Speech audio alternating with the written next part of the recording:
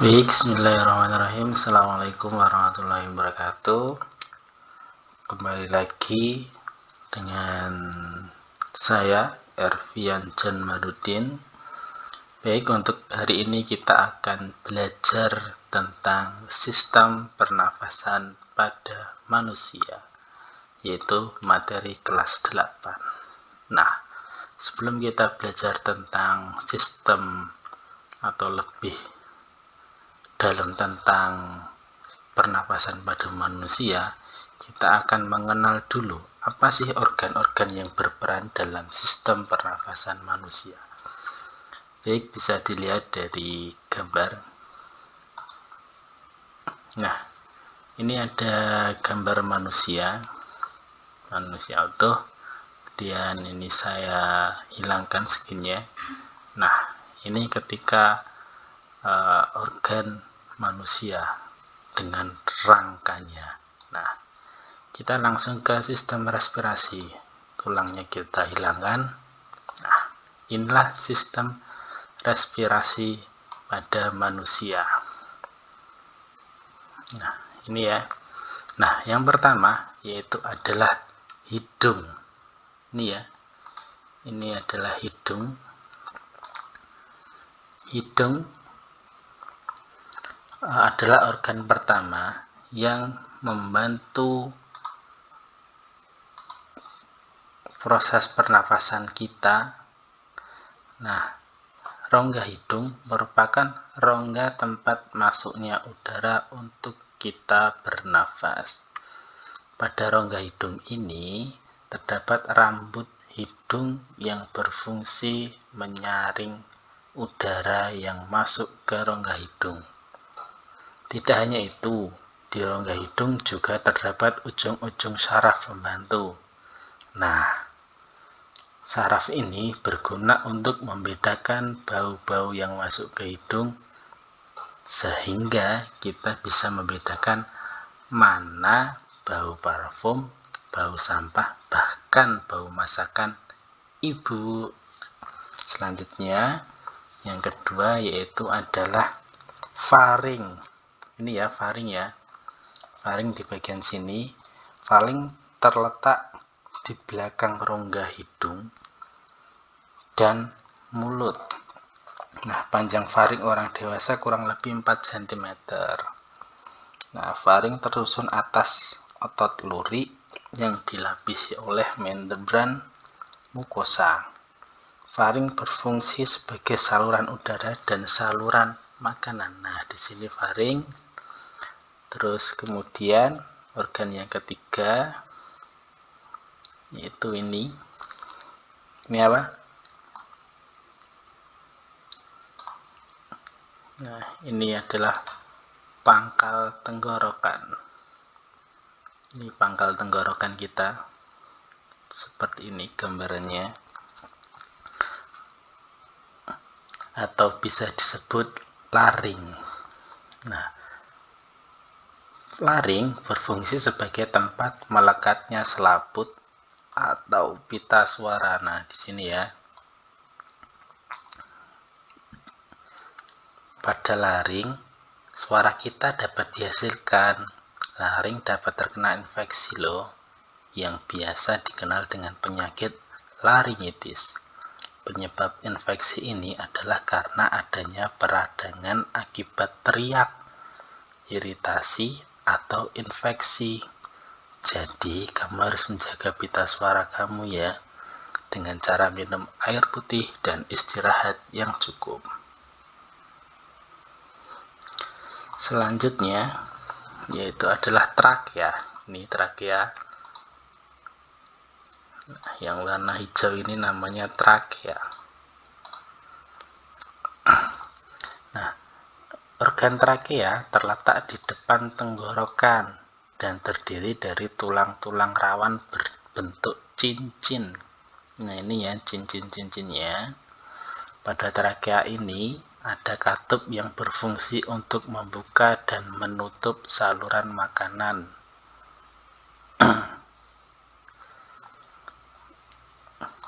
Nah, di sini ketika sedang berbicara, Katup menutup saluran makanan tertutup dan saluran pernafasan terbuka. Selanjutnya ketika sedang menelan, katup membuka saluran makanan terbuka dan saluran pernafasan tertutup. Nah, di sini ya pembukaannya. Nah, terus selanjutnya ada bronkus. Coba kita hilangkan dulu biar kelihatan.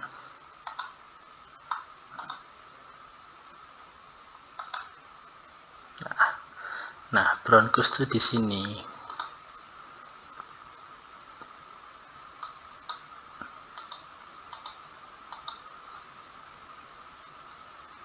Nah, di sini ini bronkus. Nah, bronkus merupakan cabang batang tenggorokan yang menyambungkan antara trakea dan paru-paru. Hampir mirip dengan trakea, namun bronkus tersusun atas tulang rawan-rawan yang membentuk cincin. Namun bronkus terdiri dari dua cabang yang di masing-masing cabang menyambung ke paru-paru kanan. Dan ini cabang satunya ke paru-paru kiri. Nah, selanjutnya di sini kita gini lagi. Nah, ini ada namanya bronchioles. Nah, ini ya bronchioles ini. Nah, ini bronchioles. Nah, kalau bronchioles jumlahnya sesuai dengan jumlah lobus atau gelambir pada paru-paru.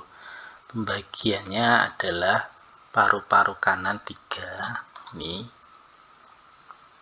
coba kita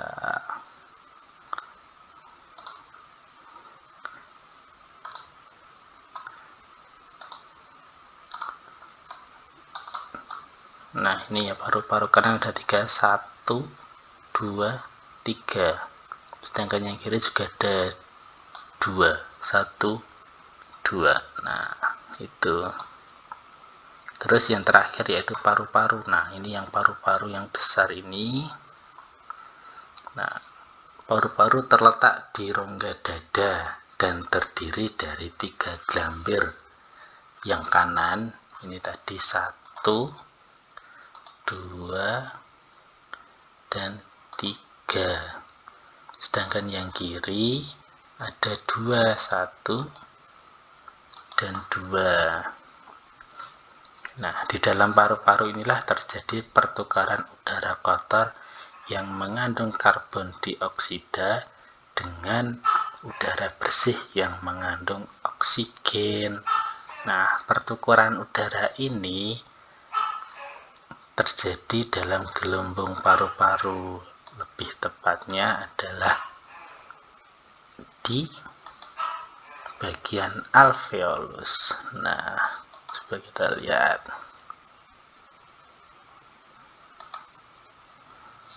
Nah, inilah alveolus kita, tempat terjadinya pertukaran O2 dan karbon dioksida. Baik, itu kita mengenal tentang organ pada sistem pernapasan. Selanjutnya, kita akan belajar tentang mekanisme pernafasan manusia. Nah, ini mekanisme pernafasan manusia itu dibagi menjadi 2. Yang pertama, yaitu akan kita belajar adalah berdasarkan lokasi terjadinya. Yaitu lokasi yang pertama yaitu pernafasan luar atau eksternal. Nah, pernafasan luar atau eksternal yaitu pernafasan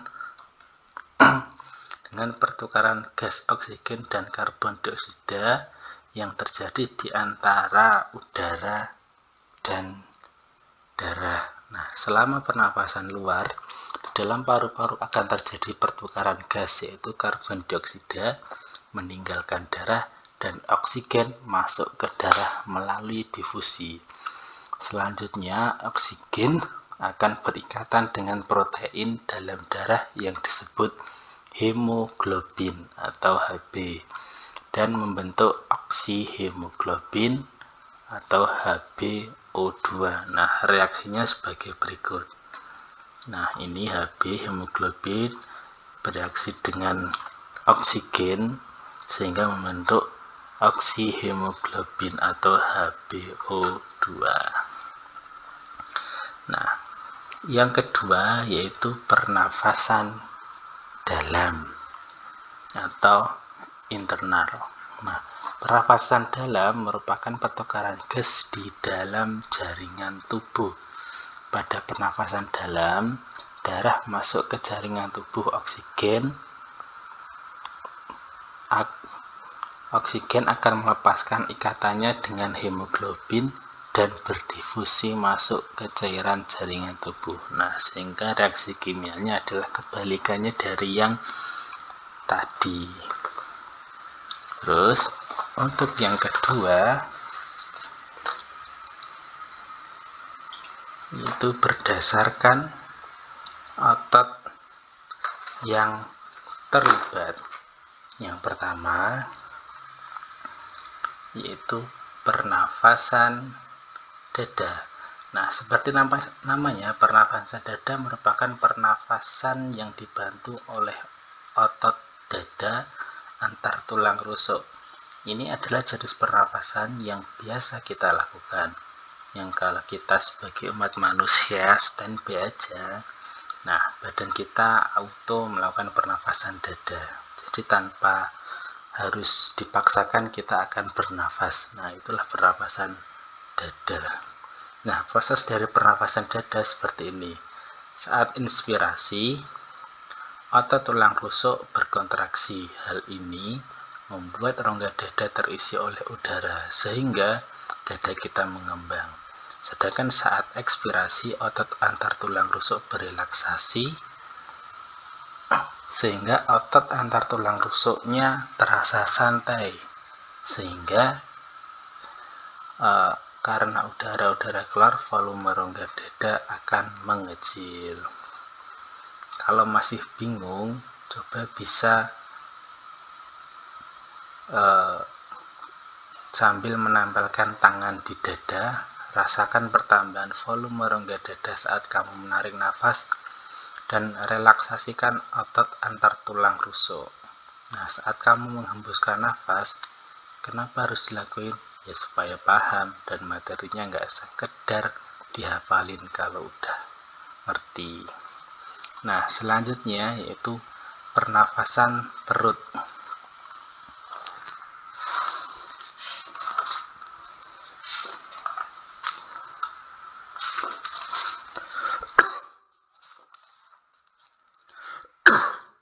Nah, kalau di pernafasan perut, lain halnya dengan pernafasan dada. Pernafasan perut dibantu oleh otot diafragma. Letaknya tuh di bawah perut kita, makanya namanya pernafasan perut. Coba sekarang letakkan tanganmu di depan perut. Kita coba bedah satu persatu proses pernafasan perut ini. Dorong perut kamu ke dalam perlahan-lahan sambil menarik nafas. Jangan gunakan pernafasan dada lagi. Di saat ini, otot diafragma kamu berkontraksi, sehingga membuat diafragma dalam keadaan datar, sehingga volume rongga dada kamu pun membesar. Sekarang, coba hembuskan nafas. Kamu akan merasakan otot diafragma berelaksasi, yang membuatnya melengkung ke rongga dada. Volume rongga dada kamu pun akan mengecil. Gimana? Udah paham belum? Nah, tidak hanya berdasarkan otot ya. Tuh, nah seperti ini kira-kira untuk pernapasan inspirasi dan ekspirasi pada rongga perut. Jadi tadi sudah dijelaskan ada pernapasan dada dan pernapasan perut, ada inspirasi dan ekspirasinya. Selanjutnya kita akan mempelajari tentang apa sih faktor-faktor yang akan mempengaruhi frekuensi pernafasan Nah, frekuensi pernapasan pada setiap orang berbeda-beda. Faktor-faktor yang mempengaruhi frekuensi pernapasan itu yang pertama, usia. Nah, frekuensi pernapasan anak-anak lebih banyak daripada orang dewasa. Hal ini karena anak-anak membutuhkan oksigen lebih banyak dalam proses pertumbuhannya. Yang kedua, jenis kelamin. Secara umum, laki-laki memiliki frekuensi pernapasan yang lebih banyak daripada wanita. Laki-laki umumnya melakukan aktivitas fisik yang lebih berat sehingga memerlukan energi yang lebih banyak. Makin banyak energi yang diperlukan, makin banyak pula oksigen yang digunakan. Yang ketiga yaitu suhu tubuh. Suhu tubuh berhubungan dengan kebutuhan energi. Makin tinggi suhu tubuh, kebutuhan energi akan makin besar. Demikian pula dengan kebutuhan oksigen. Yang keempat, posisi tubuh. Pada saat seorang sedang berdiri, otot berkontraksi lebih banyak. Hal ini mengakibatkan kebutuhan energi juga makin banyak, sehingga oksigen juga diperlukan dalam jumlah yang lebih banyak. Untuk memenuhi kebutuhan oksigen yang banyak tersebut, frekuensi pernapasan akan meningkat. Lain halnya jika seorang sedang berada pada posisi tidur. Pada posisi tubuh yang seperti ini, oksigen yang dibutuhkan lebih sedikit sehingga frekuensi pernapasan akan turun. Dan yang terakhir yaitu jenis kegiatan. Nah, di jenis kegiatan, makin berat aktivitas seorang akan membutuhkan energi yang lebih banyak. Frekuensi pernapasan akan meningkat dan memenuhi kebutuhan oksigen. Nah, selanjutnya volume udara pernapasan. Nah, jenis volume udara pernapasan ada 6. Yang pertama kita akan belajar tentang volume udara tidal, volume cadangan inspirasi atau udara komplementer, volume cadangan ekspirasi atau udara suplementer, dan volume residu. Apa sih volume tidal? Volume tidal adalah volume udara pernafasan biasa, sedangkan volume udara komplementer yaitu udara yang masih dapat dimasukkan secara maksimal ke paru-paru setelah melakukan inspirasi biasa. Sedangkan yang udara suplementer, udara yang masih dapat dikeluarkan secara maksimal dari paru-paru setelah melakukan ekspirasi biasa. Sedangkan volume residu atau bisa disebut dengan volume sisa, nah ini adalah volume udara yang masih tersisa di dalam paru-paru setelah melakukan ekspirasi maksimal. Nah, jumlahnya seperti ini. Volume tidal yaitu 500 cc dan udara suplementer 1500 cc dan udara komplementer juga 1500 cc, sedangkan volume residu atau volume sisa yaitu 1000 cc. Nah, selanjutnya itu kapasitas vital. Nah, kapasitas vital ini adalah gabungan antara volume tidal, volume cadangan inspirasi atau komplementer, volume cadangan ekspirasi atau suplementer. Nah, ini dinamakan kapasitas vital. Nah, yang terakhir yaitu kapasitas total paru-paru, yaitu kapasitas vital tadi ditambah dengan kapasitas atau volume sisa atau volume residu tadi. Nah, totalnya ada 4500. Nah, kira-kira seginilah ukuran dari paru-paru pada manusia 4500 cc. Baik, itu yang dapat saya sampaikan materi tentang sistem pernafasan. Jika ada salah kata saya mohon maaf. Wassalamualaikum warahmatullahi wabarakatuh.